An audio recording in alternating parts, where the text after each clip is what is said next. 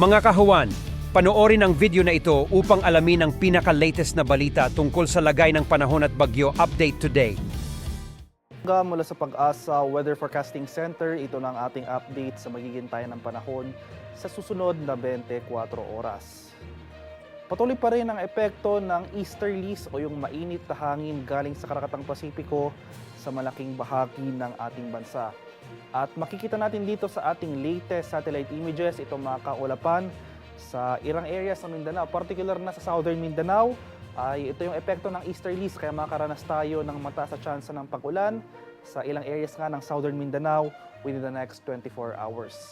Sa nalalabing bahagi ng ating bansa, kasama na dyan ang Metro Manila, ay magpapatuloy itong generally fair weather conditions maliban na lamang sa mga tsansa ng isolated rain showers or localized thunderstorms.